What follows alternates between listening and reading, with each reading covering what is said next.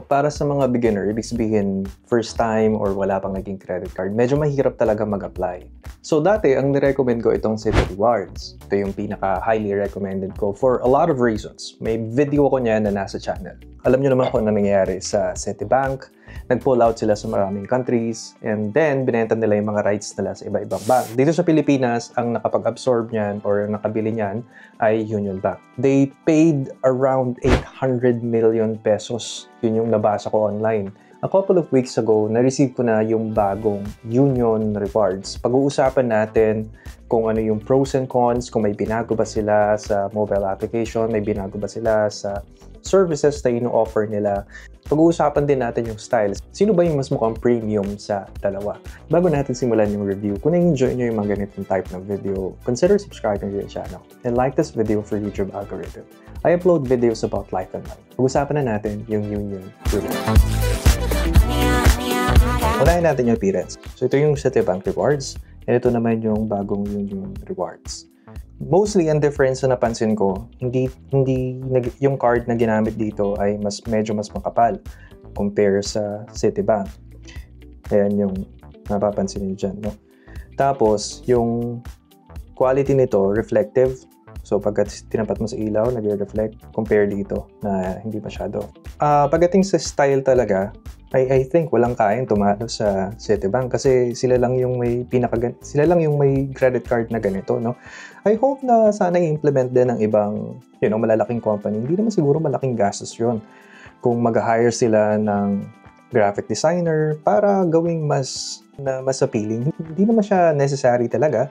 Pero isa siya sa mga bagay na nakaka-add din para sa akin ng appeal sa isang card. Ngayon, sa name naman, sinunod lang din nila yung ginagawa ng Citi Rewards. Mapapansin nyo dun sa tinatakpan ko, andyan yung aking full name.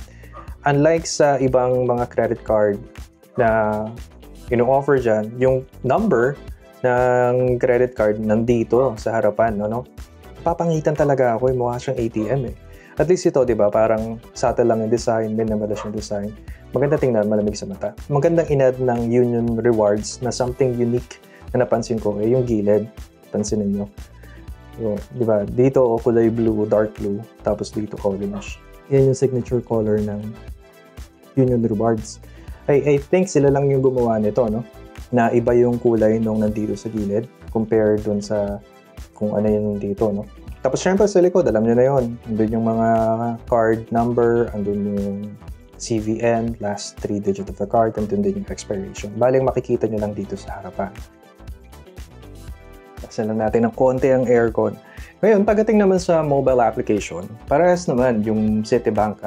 Lagi ko nga sinasabi dati na sila may pinakamagandang mobile application pagdating sa stability. Ngayon, Union Bank na yung ginagamit dahil wala na rin yung app na yon. And ganun din, no? So, bihira ako maka-encounter ng maintenance, bihira ako maka-encounter ng issue doon sa mobile application nila. So, may mga nabago din doon sa previous app, may mga nawala, tapos may mga inad din yung Union Rewards. Pag-uusapan natin yan. Ngayon, once na mag-login kayo sa account ninyo, so makikita kayo, no?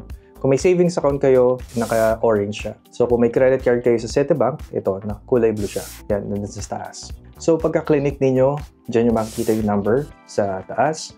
And then sa baba yung information. Tapos kung magkano yung available na credit limit. Pag nag-scroll down kayo, dito nyo makikita yung redeem, kung saan nyo siya i-redeem. Andyan yung mga merchants na pwede nyo i-redeem yung points nyo, and then sa baba yung transaction nyo. Pag-usapan muna natin kung ano yung maganda and kung ano yung nawala na sana ibalik din ng Union Bank. Una, itong redeem, no? Pagka-clinic niyo yung redeem, sa mismong app na rin kayo mag-redeem ng points ninyo. Dati, sa Citi Rewards, yung pagre-redeem ng points nila, mas malala pa sa Security Bank. Kasi pupunta kayo sa website nila, napakahirap din i-navigate ng website, ang pangit ng interface. So ngayon, pinadali na ng Union Bank yan. So isa yan sa pinakamagandang na-add. So pwede nyo ma-redeem dito yung points ninyo pagka gusto ninyo.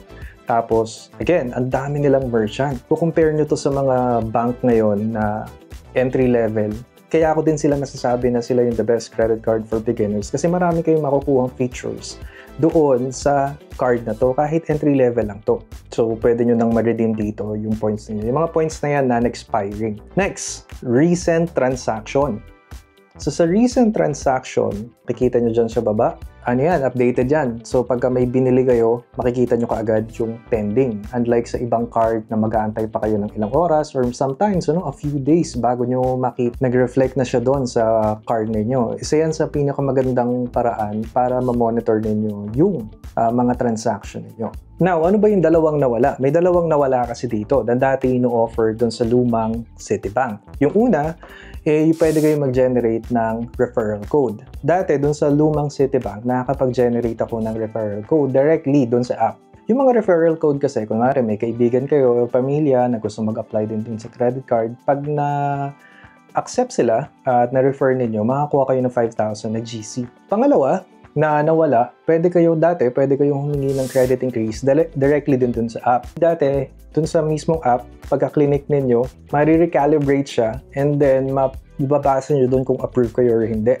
Pag na-approve kayo, magantay lang kayo ng mga ilang oras, mag-reflect na yung credit limit ninyo. So, automated nila yun. Ngayon, pag gusto nyo ng credit increase, kailangan nyo nang kontakin yung customer service nila. So, yun yung parang hassle this time. But overall, yung app itself, maganda. Am I going to recommend this card para sa mga beginner?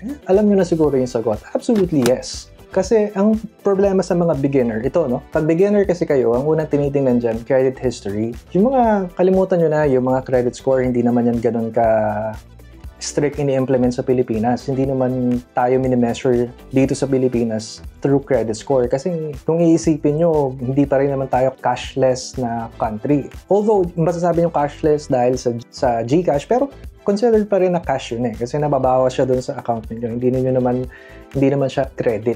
Ang in-implement dito yung credit history. Wala pa kayong credit history ng pag-utang, hindi pa kayo nakapag-utang, let's say, ng motor, sasakyan, or yung sa mga mall, ganun. Wala pa kayong record. So, pag nag-apply kayo, mahihirapan kayong mag-apply kasi yun yung unang tinitingnan nila. And then, secondary na lang yung mga financial documents ninyo. Ngayon, paano ko sinasabing mas madaling mag-apply sa kanila? Simple, kasi nga gumastos sila, Nabanggit ko sa inyo kanina kung magkano yung ginastos nila para bilihin yung rights sa Citibank, 800 million. So, tinatry bawiin ngayon yon ng Union Bank. Kaya mas lenient sila sa mga ganitong card. And kung mapapansin ninyo, you can find this everywhere. Sa mall, kunwari sa YouTube, yung mga ads, mapapansin ninyo, ang dami. So, ibig sabihin, mas mabilis kayo or mas madali kayo makakapag-apply dito compare sa, let's say, BPI, BDO, Metrobank, yung mga ganon. And yung pinaka-main reason ko talaga kung bakit sinasabi kong this is the best credit card for beginners, yung walang annual fee. Pagka wala kasing annual fee, hindi kayo mag-worry na gagamitin na yung card. May mga magsasabi sa inyo na ibang creator na hindi pwede nyo namang ipa-dispute yan. Hindi po ganun kadali. Nating isipin na napakadaling magpa-dispute ng annual fee. May kailangan kayong gastusin. Ngayon, syempre, kung baguhan pa lang naman kayo, hindi nyo naman siya lagi nagagamit. Tsaka, it's irresponsible na gumastos ng gumastos para lang sa annual fee, di ba? So, kung may ganito kayong card na no annual fee, hindi na kayo mag-worry kung gamitin nyo man siya or hindi. Kumbaga, kung kailangan nyo lang siyang gamitin, saka nyo siya gagamitin. So, by the way, yung benefit na no annual fee, nabasa ko online hanggang December na lang daw this year. So, kung mag-a-apply kayo, meron akong link sa baba. Gamitin nyo yung link na yan, mag-apply kayo, and hopefully, syempre, kuha nyo na yung first card ninyo. Para sa mga iba naman na galing sa ibang credit card company, naghahanap ng mas magandang beginner card, I still highly recommend this card. So, ayun lang yung video natin or ayun lang yung update natin for today. Ilagay nyo lang sa comment section kung may mga tanong kayo kasi sasagutin ko naman yan pag may oras ako. Lahat naman ng comments dyan sa comment section, sinasagot ko naman yan pag may oras. So, yun lang. Have a great day. Bye-bye.